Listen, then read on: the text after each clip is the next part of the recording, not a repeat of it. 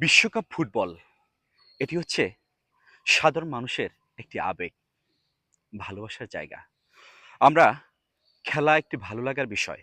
আমরা অনেক দল সাপোর্ট করি। দেখা যায় কেউ আর্জেন্টিনা সাপোর্ট করি, কেউ ব্রাজিল সাপোর্ট করি, কেউ স্পেন সাপোর্ট করি, কেউ পর্তুগাল সাপোর্ট করি।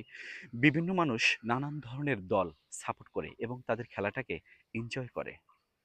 কিন্তু সবার আগে আমাদের মনে রাখতে হবে আমরা মুসলমান, আমরা মুসলিম, আমরা ৫ ওয়াক্ত নামাজ পড়ি। নবী করিম সাল্লাল্লাহু আলাইহি সাল্লাম আমাদের প্রিয় নবী, আমরা তার উম্মত। আমরা বিদেশি ধর্ম কখনোই ফলো করব না। বিশেষ করে যাদের খেলা দেখি, বিশেষ করে আর্জেন্টিনা, ব্রাজিল, তারা মুসলমান না।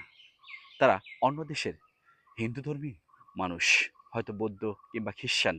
আমরা তাদের খেলা পছন্দ করতেই পারি। খেলা এটি ভালো লাগার বিষয়। খেলা আমাদের পছন্দ হতে পারে, কিন্তু আমাদের মনে রাখতে হবে তাদের কোনো কৃষ্টি কালচার কিংবা অন্য কোনো কিছু বিষয় যেগুলো আমাদের সঙ্গে যায় না, আমরা সেই বিষয়গুলো কখনোই ফলো করব না। বিশেষ করে তাদের আমরা ফুটবল খেলা পছন্দ করি, ঠিক আছে, এটা আমরাকে এনজয় করি, খেলা ভালো লাগার বিষয়, খেলাটা আমরা পছন্দ করতেই পারি। তবে আমাদের মনে রাখতে হবে তাদের কোনো কৃষ্টি কালচার কিংবা ধর্মের কোনো কিছু বিষয় আমাদের সঙ্গে যেন কখনোই না যায়। কারণ ইসলাম যেটা সমর্থন করে না, সেটা আমরা কখনোই চেষ্টা করব না যে ইসলাম যেটা চায় না আমরা সেটাকে অবলম্বন করে ভালোবেসে সেটাকে আমরা আলিঙ্গন করব। সেটা আমাদের মধ্যে যেন কখনোই না হয়। ইসলাম শান্তির ধর্ম, ইসলাম পবিত্র, ইসলাম হচ্ছে ভালোবাসার জায়গা, শান্তির জায়গা।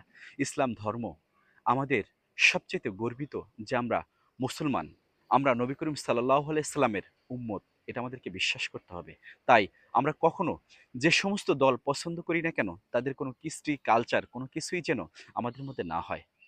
আর খেলা নিয়ে বিশেষ করে আর্জেন্টিনা হোক, ব্রাজিল হোক কিংবা পর্তুগাল হোক কিংবা স্পেন হোক, যে দলই সাপোর্ট করেন না কেন, অবশ্যই কোনো দল নিয়ে কারোর সঙ্গে মারামারি করা কিংবা কাটাকাটি করা, কোনো কথা কাটাকাটি করা, তুচ্ছ তাচ্ছিল্য করা, হেয়পূর্ণ করা, কেউ অবশ্যই নিজেদের মধ্যে ঝগড়া বিচ্ছেদ কোনো কিছুই যেন মারামারি কাটাকাটি এগুলোর জন্য না হয়। আমাদের এই বিষয় খেয়াল রাখতে হবে।